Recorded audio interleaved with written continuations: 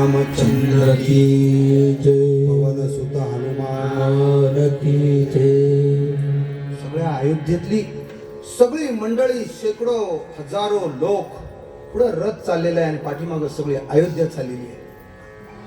प्रभू श्रीरामा, जर तू अयोध्येत नाहीस ना, तू अयोध्येत राहणार नाहीस ना, तुझं वनात निघालास ना, आम्ही वनात येणार. जर रामच, आमच्या जीवनामध्ये जर रामच नाही तर आमचं जीवन तरी कशासाठी? अहो, या शरीरामध्ये जर आत्माच नाही तर हे शरीर काय कामाचं? जर अयोध्येमध्ये आमचा राम नाही तर आम्हाला अयोध्या काय करायची?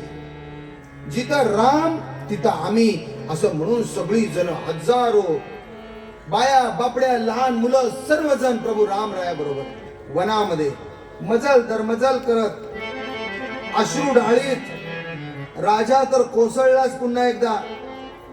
शेवटी कौसल्य राणी साहेबांनी, सुमित्रा राणी साहेबांनी दोघांनी धरलं राजाला आणि कौसल्य राणी साहेबांनी आपल्या महालात राजाला आणलं आणि तिकडं झोपवलं. राम राम राम हा शब्द फक्त रामाचं नावच फक्त राजा दशरथाच्या मुखात होतं. याच्या व्यतिरिक्त राजा काही नाही, पाणी नाही, अन्न नाही, काही नाही. रात्र पडताच हा प्रवास आणि प्रभू रामरायांचा रथ तमसा नदीच्या वाळवंटात थांबला. रामाबरोबर वनवासात बरं का पत्करण्याच्या हेतूनं रथामागं जे हजारो लोक जे आले होते ते सगळे वाळवंटात थांबले. इकडे कौशल्य मातेच्या मालामध्ये तळमळत पडलेल्या राजा दशरथाच्या मनामध्ये नको नको ते विचार येऊ लागले. कोणता विचार आला? पहिला जर कोणता विचार आला असेल, श्रवण कुमारांच्या आई वडिलांनी दिलेल्या शापाची फळे तर आता मला भोगावी लागणार नसतील ना. पहिला विचार शापाचा आला. तळमळ चालू असतानाच मध्यरात्री राजा डोळे उघडतो पण दिसत नाही. राजाची दृष्टी गेली. एक मिनिट आरती आणि लगेच जायचं. आणि दृष्टी गेल्यानंतर जवळच बसलेल्या कौशल्य मातेला, सुमित्रेला सकंपत स्वरात, माझी दृष्टी गेली, मला सौभोवतालचं काही दिसत नाही. बाकीच्या अयोध्येत माझा राम सीता लक्ष्मण नाहीत, त्या अयोध्येत आता बघण्यासारखं तरी काय राहिलं आहे? दृष्टी गेली ते ठीकच झाले. एवढं बोलून राजा पुन्हा मूर्छित पडला. आणि हजारो लोक वनवासाला जे प्रभू रामरायासमोर गेले ते सगळे प्रवास करून बरं का थकले होते. ते वाळवंटात सगळे झोपी गेले.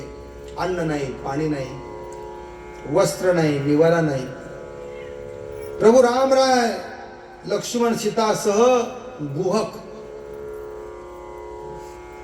राजा गुहक असं समोर शृंगरवेर पीठ म्हणून राज्यान तिकडं तो राज्य करत होता. परंतु ते गुहकाचे सुद्धा शृंगरर पेठ ही पुढं होती. मग राजानं, प्रभू श्रीरामानं सुमंत्राला जागा केलं. रथामध्येच सुमंत्र सचिव कलंडला होता, झोप लागली होती, त्याला जागा केलं. 1:30च्या सुमारास मध्यान रात्री सगळे झोपी गेलेले पाहून रामानं सुमंत्राला सांगितलं, सुमंत्रा घोडे रथाला लाव आणि यांच्या झोपेचा फायदा घेऊन आपण निघून जाऊ. माय बाप हो, घोडे लावले आणि तो रथ असा चारी बाजूने फिरायला लावला. इकडं फिरवला, तिकडं फिरवला, तिकडं फिरवला. का तर रथाचे चाके चारी दिशेने गेलेत. म्हणजे जर हे जागे झाले तर पुन्हा त्या रथाच्या दिशेने येणार नाहीत, ते संभ्रमात पडतील आणि पुन्हा अयोध्येला जातील. असं करून राजा गुहकानं, आपलं सुमंत्रानं प्रभू रामरायाला, सीतामाईला आणि लक्ष्मणाला घेऊन रथ विरुद्ध दिशेला बरं का रथाची वाटचाल केली. पहाड झाली तेव्हा काही मंडळी जागी झाली. पाहतायत तर राम नाही, सीता नाही, लक्ष्मण नाही, सुमंत्र नाही, रथ नाही, घोडे नाहीत. अकांत मांडला राम राम करून सगळी आलेली मंडळी पुन्हा अयोध्येच्या दिशेनं निघून गेली. सियावर रामचंद्र की जय, पवन सुत हनुमान की जय. विठ्ठल श्री ज्ञानदेव तुकाराम पंढरीनाथ भगवान की जय श्री सद्गुरु गजानन महाराज की जय. उद्यापासूनचा जो हा रामचरित्रातला भाग आहे अतिशय महत्वाचा आहे.